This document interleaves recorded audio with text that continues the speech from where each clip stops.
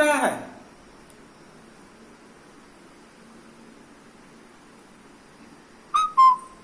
आप लोग म्यूट को ऑन करके रखे हो क्या? आवाज नहीं पहुंच रहा है?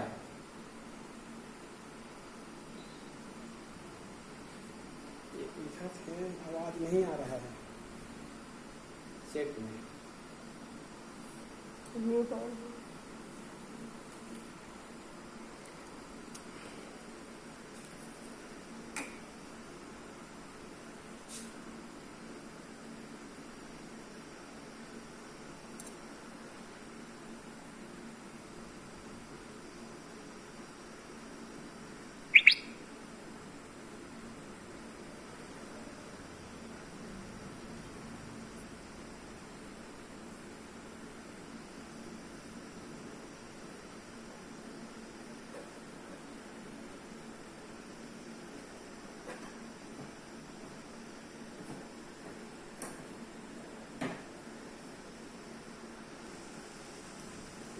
सर्वर डाउन हो गया।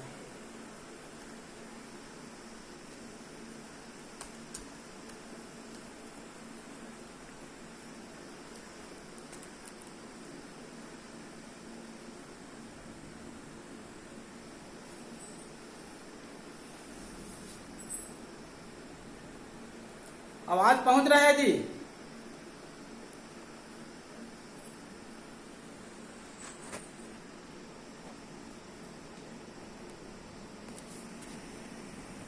हेलो, आवाज पहुंच रहा है?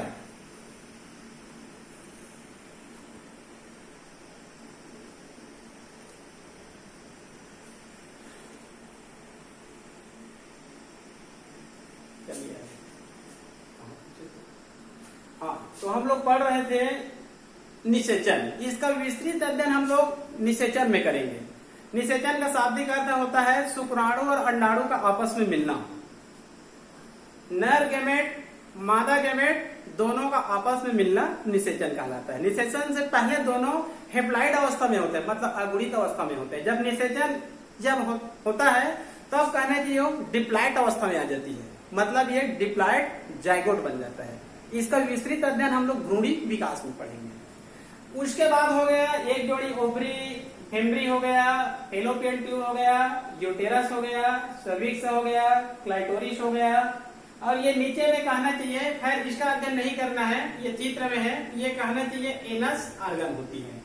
ठीक है जी, ये कहना चाहिए फीमेल रिप्रोडक्टिव सिस्टम हो गया। अब आगे हम लोग देखेंगे फीमेल में कहना चाहिए सेकेंडरी सेक्स कैरेक्टर, मतलब द्वितीयक लैंगिक लक्षण। जिस प्रकार से हम लोग पहले पीरियड में देखे थे, जिस प्रकार से नर में कहना चाहिए द्वितीयक लैंगिक लक्षण पाई जाती है, उसी प्रकार से मादा में भी कहना चाहिए द्वितीयक लैंगिक लक्षण पाई जाती है। अधिकांश 12वीं का कोर्स में, पुराने सिलेबस में भी और नए सिलेबस में भी नर और मादा का कहना चाहिए द्वितीयक लैंगिक लक्षण को 2 या 3 नंबर में पूछा जाता है। तो कॉमन है, मेल में कहना चाहिए स्पर्मेटोजेनेसिस होती है, फीमेल में oogenesis होती है। उसमें शुक्राणु बनेंगे, इसमें अंडाणु बनेंगे, उसमें भी सेक्स हार्मोन बनेंगे, इसमें भी सेक्स हार्मोन बनेंगे। जैसे सेक्स हार्मोन बनते हैं, मेल और फीमेल दोनों में कहना चाहिए यौन अवस्था प्रारंभ हो जाती है। जो यौन अवस्था प्रारंभ होती है और यौन अवस्था में ये कहना चाहिए जो लक्षण दिखाई देता है, उसी लक्षण को कहना चाहिए द्वितीयक लैंगिक लक्षण कहा जाता है। क्लियर? तो हम लोग सुबह देख लिए थे नर का द्वितीयक लैंगिक लक्षण। अब 3-4 पॉइंट में देख लेते हैं मादा का द्वितीयक लैंगिक लक्षण। जैसे ही कहना चाहिए मेंस्ट्रुएशन साइकिल प्रारंभ होगा, जैसे ही सेक्स हार्मोन बनेंगे, उसमें द्वितीयक लैंगिक लक्षण दिखाई देंगे। तो जल्दी से उसको जान लेते हैं द्वितीयक लैंगिक लक्षण फीमेल की क्या होती है। उसको कहना चाहिए फर्स्ट लक्षण है आवाज का सुरीली बनी रहना, मतलब आवाज पतली रह जाती है। दूसरा होता है जांघें एवं कूल्हे की मोटाई या फिर आकार में वृद्धि होना। अगला लक्षण होता है स्तन ग्रंथियों का विकास होना, विपरीत लिंगों के प्रति आकर्षित होना। ये सब कहना चाहिए द्वितीयक लैंगिक लक्षण है। इसको आप लोग एक बार पुस्तक में पढ़ेंगे तो सब समझ जाएंगे। उसके बाद हम लोग आगे अध्ययन करेंगे मेंस्ट्रुएशन साइकिल का। उसके बाद हम लोग आगे अध्ययन करेंगे मेंस्ट्रुएशन साइकिल का। जैसे ही फीमेल कहना चाहिए 12-13 साल की होती है, जैसे उसमें सेक्स हार्मोन बनेंगे तो उसमें कहना चाहिए एक चक्र चलती रहती है फीमेल में हमेशा। उस चक्र को हम लोग क्या बोलते हैं? Menstruation cycle. इसको शॉर्टकट कहना चाहिए MC कहा जाता है, मेंस्ट्रुएशन साइकिल। पिछले साल ही कहना चाहिए 12वीं में एक क्वेश्चन आया था कि मेनार्की क्या है, मेनार्की क्या है। और कई बार कहना चाहिए पुराने सिलेबस में क्वेश्चन आया था मेनोपॉज क्या है, मेनोपॉज क्या है। पिछले साल आया था या इसी साल आया था मेनार्की क्या है। ठीक है, तो मेनार्की मतलब होता है जब फीमेल में प्रथम बार मेंस्ट्रुएशन साइकिल प्रारंभ होती है। जब फीमेल में प्रथम बार मेंस्ट्रुएशन साइकिल प्रारंभ होती है तब इसको कहना चाहिए मेनार्की कहा जाता है। और जब मेंस्ट्रुएशन साइकिल 12-13 साल में प्रारंभ होती है और ये कहना चाहिए कब तक चलती रहती है, तो अलग अलग पुस्तकों में अलग अलग वर्ष दे दिया जाता है। नवबोध प्रबोध में अधिकांश लिखा रहता है कि फीमेल में कहना चाहिए मेंस्ट्रुएशन साइकिल 45 दिन तक चलती है। यूनिवर्सल के बुक में लिखा रहता है 55 साल तक लिखा रहता है। CBSE NCERT के पुस्तक में लिखा रहता है 50 से 52 साल तक लिखा रहता है। तो कहना चाहिए हम लोग एवरेज में ले लेते हैं 50 से 52 वर्ष। मतलब जब किसी महिला में मेंस्ट्रुएशन साइकिल 52 साल तक चलती है और उसके बाद कहना चाहिए उनके शरीर में सेक्स हार्मोन की कमी हो जाती है तो मेंस्ट्रुएशन साइकिल क्या हो जाती है? बंद हो जाती है। तो बंद होने की स्थिति को क्या कहा जाता है? मेनोपॉज कहा जाता है। वैसे मेंस्ट्रुएशन साइकिल कब तक चलेगी ये महिला के ऊपर डिपेंड करता है, उसके खान पान के ऊपर डिपेंड करता है। हम लोग कई बार टीवी न्यूज या फिर अखबारों में पढ़ते हैं कि अमुक महिला 60 वर्ष की उम्र में मां बनी, अमुक महिला 60 वर्ष की उम्र में मां बनी। इसका अर्थ यह होता है कि 60 साल तक मतलब 60वें वर्ष में उस फीमेल में मेंस्ट्रुएशन साइकिल चलती रहती है। ठीक है, लेकिन एवरेज में ले लेते हैं 50 से 52 साल तक कहना चाहिए उसमें मेंस्ट्रुएशन साइकिल चलती रहती है। ठीक है, इसको याद रखेंगे। मेनोपॉज बोलेंगे जब शुरुआत होती है, प्रथम बार होती है, तब उसको हम लोग बोलेंगे मेनार्की कहेंगे। क्लियर? एक और शब्द दिख रहा है यहाँ पर इट्रस साइकिल। ये नवबोध प्रबोध में शायद लिखा है कि नहीं लिखा है मेरे को अभी पता नहीं है। एक होता है इट्रस साइकिल।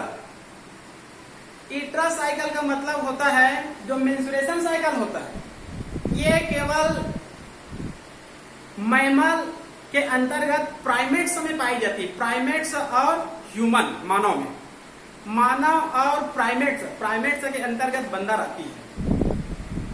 तो बंदर और मानव केवल दोनों में मेंस्ट्रुएशन साइकिल पाई जाती है। बाकी मैमल्स के अंतर्गत जो अन्य जंतु आते हैं उनमें मेंस्ट्रुएशन साइकिल नहीं पाई जाती है। उनमें जो पाई जाती है अन्य जंतुओं में, अन्य मैमल्स में, उसको इट्रस साइकिल कहा जाता है। क्या कहा जाता है उसको? इट्रस साइकिल। इट्रस साइकिल का मतलब होता है जैसे DOG डॉग को ले लेते हैं। हम लोग देखे होंगे डॉग में एक निश्चित समय में ही उसमें प्रजनन होता है। डॉग में, कुत्ता में एक निश्चित समय में ही दशहरा, दीपावली, अक्टूबर, नवंबर के समय कहना चाहिए उसमें मैथुन की क्रिया होती है। तो उसमें एक निश्चित समय में ही मेंस्ट्रुएशन साइकिल होता है, उसी को कहना चाहिए इट्रस साइकिल कहा गया। लेकिन कुछ जंतु ऐसे उदाहरण में भी देखने को हमको मिलेगा जिसमें साल भर चलती रहती है, जैसे कि गाय है, बैल है, इनमें साल भर कहना चाहिए जनन काल आती रहती है, तो उसमें कहना चाहिए इट्रस साइकिल साल भर चलती रहती है। तो याद रखेंगे मेंस्ट्रुएशन साइकिल केवल मानव में और प्राइमेट्स के एनिमल मतलब बंदरों में, बाकी अन्य मैमल में क्या होगा? इट्रस साइकिल होगा। क्लियर? जैसे कि मेंस्ट्रुएशन साइकिल का अध्ययन अलग अलग पुस्तकों में अलग अलग तरीके से वर्णन किया जाता है। अलग अलग लेखक इसको अलग अलग तरीके से वर्णन करते हैं या फिर लिखते हैं। तो यहाँ पर देखते हैं जो सामान्य रूप से पुस्तकों में लिखा रहता है उसको मेंस्ट्रुएशन साइकिल लगभग कहना चाहिए 28 दिनों की होती है। तो इसको कहना चाहिए मासिक धर्म के नाम से जाना जाता है। क्योंकि ये 28 दिन का होता है तो लगभग इसको हम लोग सामान्य स्थिति में 1 माह ही मान लेते हैं। तो कॉमन शब्द में इसको मासिक धर्म के नाम से भी इसको जाना जाता है। हालांकि एक्चुअली कहना चाहिए 28 दिनों का होता है। तो ये 28 दिनों में वास्तव में क्या क्या होता है इसके बारे में अपने जो पाठ्य पुस्तक है उसमें लिखा गया है। तो उसके आधार पर देखते हैं कि 28 दिनों में वास्तव में क्या क्या उसमें होते हैं, एकदम शॉर्टकट अध्ययन करते हैं। तो यहाँ पर मैं सुविधा की दृष्टि से लिख दिया हूँ डेट को। इस डेट को आप लोगों को याद करना पड़ेगा, क्योंकि लिखते समय आपको इस प्रकार से टेबल कुछ नहीं मिलेगा, तो आपको याद करना पड़ेगा कि कहना चाहिए पहले से चौथे दिन में क्या होता है, 15वें से 13वें दिन में क्या होता है, 14वें दिन में क्या होता है, 15 से 19 दिन में क्या होता है, 20 से 25 दिन में क्या होता है, 26 से 28 दिनों में क्या होता है। इसको याद करना पड़ेगा। ठीक है जी। तो यहाँ पर देख सकते हैं 1 से चौथे दिन, 5 से 13 दिन, 14वें दिन, 15 से 19वें दिन, 20वें से 25वें दिन, 26वें से 28वें दिन। क्लियर। अब यदि आपको ऐसे लिखा लिखाया मिल गया तो ऑटोमेटिक इसके बारे में जान सकते हैं। क्लियर। तो देख लेते हैं वास्तव में कहना चाहिए पहले से चौथे दिन में क्या होता है। तो पहले से चौथे दिन में कहना चाहिए ब्लीडिंग की क्रिया होती है, मतलब रक्त का स्त्राव होता है। जैसे कि मान लो मेंस्ट्रुएशन साइकिल चल रहा है, यदि कहना चाहिए उसका फर्टिलाइजेशन नहीं हुआ तो 28वें दिन में कहना चाहिए वो डेथ हो जाती है, और ब्लीडिंग के रूप में कहना चाहिए शरीर से बाहर निकलती है। तो उसी को हम लोग कहते हैं ब्लीडिंग क्रिया, मतलब रक्त स्त्राव की क्रिया। ठीक है। तो 1 से 4 दिन तक ब्लीडिंग की क्रिया होती है, रक्त स्त्राव की क्रिया होती है। आवाज नहीं पहुंच रहा है क्या जी?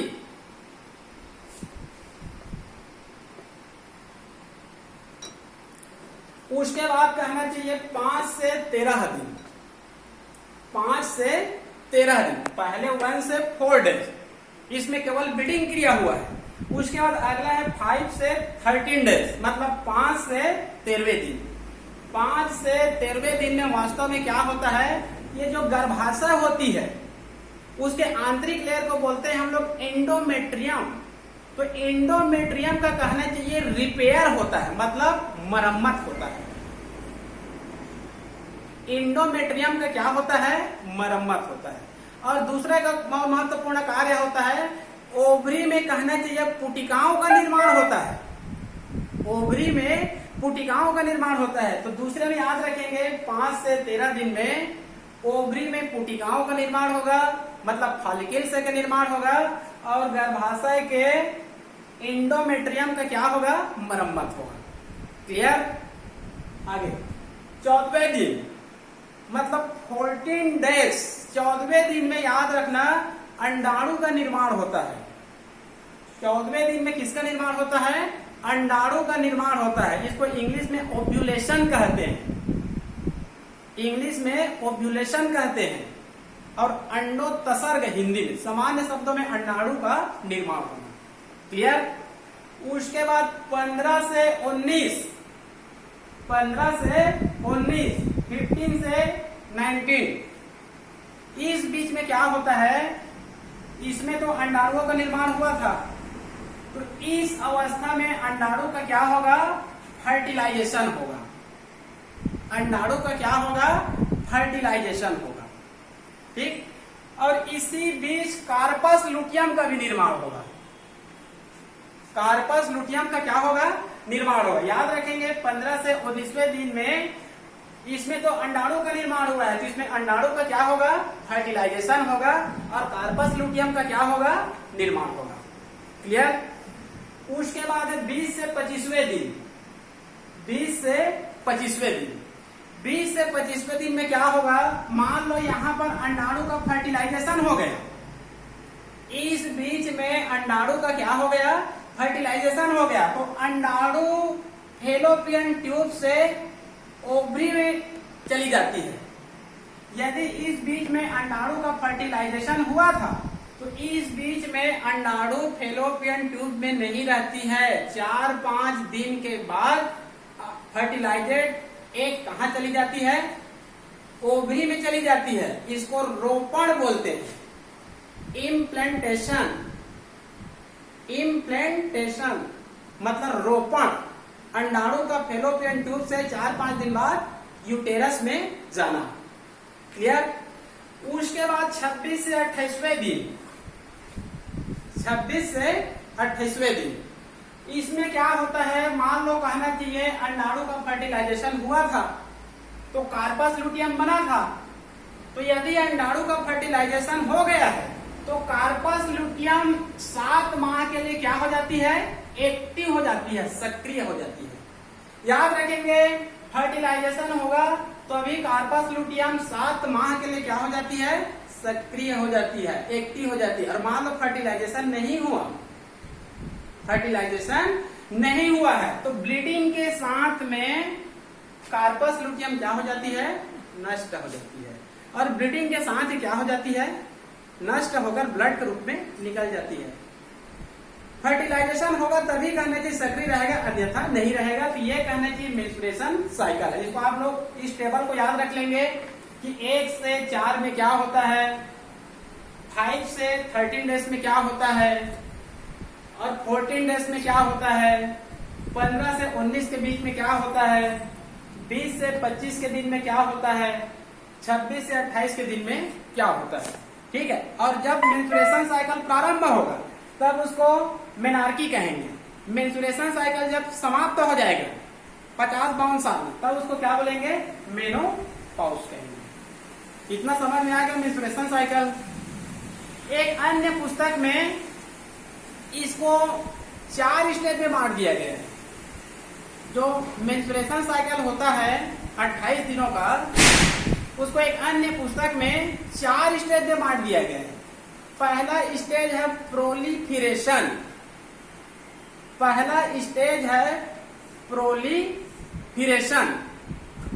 दूसरा स्टेज होता है ओव्यूलेशन, जिसको फर्टिलिटी स्टेज कहा जाता है। पहला को कहा जाता है प्रोलिफिरेशन, सेकंड को कहा जाता है ओव्यूलेशन, इसका दूसरा नाम है ओव्यूलेशन का फर्टिलिटी स्टेज।